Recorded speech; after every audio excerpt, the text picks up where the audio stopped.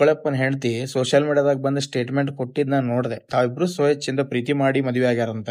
ಅವ್ರಿಗೆಲ್ಲಾರು love ಜಿಯಾದ ಅಂತ ಹೇಳಿ comment ಮಾಡೋದು, ಸೋಷಿಯಲ್ ಮೀಡಿಯಾದಾಗ ಫೋನ್ ಮಾಡೋದು, ಮೆಸೇಜ್ ಮಾಡೋದು ಮಾಡಿರಿ. ಪಾಪ ಅವಂಗ್ ಉರ್ದ ಹೆಂಡತಿಗ್ ಚೂ ಬಿಟ್ಟಾನ ಮಾತಾಡಕ. ಅವ್ರಿಬ್ರು ಪ್ರೀತಿಗೆ ಹುಡುಗಿಯವ್ರ ಅವ್ವನ ಸಪೋರ್ಟ್ ಮಾಡ್ಯಾಳ ಅಂತ ಹೇಳಿ ವಿಡಿಯೋದಾಗ ಬಂದ್ ಈ ಹುಡುಗಿ ಹೇಳ್ಕೊಂಡಾಳಿಗ. ಯವ್ವ ತಂಗಿ, ನಿಮ್ಮವ್ವ ನಿಂಗ್ ಸಪೋರ್ಟ್ ಮಾಡಾತಲ್ಲ ಅಂತ ಹೇಳಿ ನನಗೆ ಯಾವಾಗ ಗೊತ್ತಾಗಿತ್ತೇಳ? ನಾನ್ ಯಾವತ್ತು ಕಾಲ್ ರೆಕಾರ್ಡಿಂಗ್ ಮಾಡ್ಕೊಳಕ್ ಶುರು ಮಾಡ್ದೇವೋ ಅವತ್ತು ನಿಮ್ಮವ್ವ ಸಪೋರ್ಟ್ ಮಾಡಾತಲ್ಲ ಅಂತ ಹೇಳಿ ನಾನ್ ಆ ಲವ್ ಜಿಯಾದ ಮ್ಯಾಟ್ರೇ ಹೇಳಿಲ್ಲ ನಿನಗೆ ಲವ್ ಜಿಯಾದ ಬಗ್ಗೆ ಗೊತ್ತಿಲ್ಲಲ್ಲ. ದೆಹಲಿಗ ಇಲ್ಲ ಅಫ್ಘಾನಿಸ್ತಾನಕ್ಕ ಪಾಕಿಸ್ತಾನಕ್ಕ ಒಂದಲ್ಲ ಒಂದಿನ ಹೊಕ್ಕಿ ಅಲ್ಲಿ ಹೋದ್ಮ್ಯಾಗ ಗೊತ್ತಾಕೇತಿ. ಅವತ್ತ ನನ್ನ ಹೆಸರು ಇನ್ಸ್ಟಾಗ್ರಾಮ್ ನ ಕೃಷ್ಣ ಅರೇ ನೆನಪಿಟ್ಕೋ, ಮೆಸೇಜ್ ಮಾಡ್, ನಾ ಅಲ್ಲಿ ಬಂದ ಕಾಪಾಡಿದ್ರು ಕಾಪಾಡ್ತೀನಿ. ನೋಡ್ ತಂಗಿ, ನಿನ್ ಗಂಡನ ಮೇಲೆ ನಮ್ಗೆ ಯಾವ್ದ ದ್ವೇಷ ಇಲ್ಲ, ನಮಗ ಉಪಯೋಗ ಇಲ್ಲ. ನೀವೀಗ ವೇಸ್ಟ್. ನೀವು ಸಂಸಾರ ಮಾಡ್ಕೊಂಡು 10 ಮಕ್ಕಳು ಹಡೀರಿ, ನಮಗ್ ಫರ್ಕ ಇಲ್ಲ. ನಮ್ಮ ಟಾರ್ಗೆಟ್ ನೀವು ಅಲ್ಲ.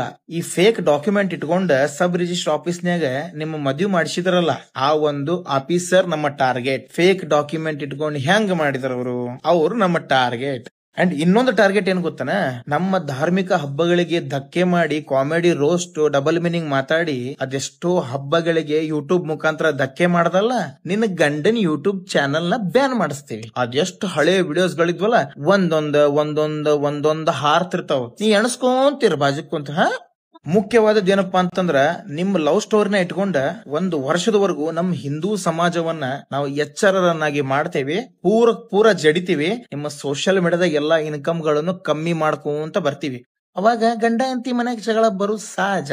ಬರ್ತಾವು, ಜಗಳ ಮಾಡ್ರಿ, ಹೊರಗ್ ಹಾಕ್ತಾನ, ಹೋಗುವಂತಿ. ನೀ ಇದ್ರು ಇನ್ನೊಂದ್ ಮಾಡ್ಕೊಂಡ್ ಬರ್ತಾನ. ಮನ್ಯಾಗ ಕೆಲ್ಸದವ್ರು ಬೇಕಲ್, ಮತ್ತೆ ನೀ ಮುಸ್ರಿ ತಿಕ್ಕೊಂತ ಕುಂದ್ರ.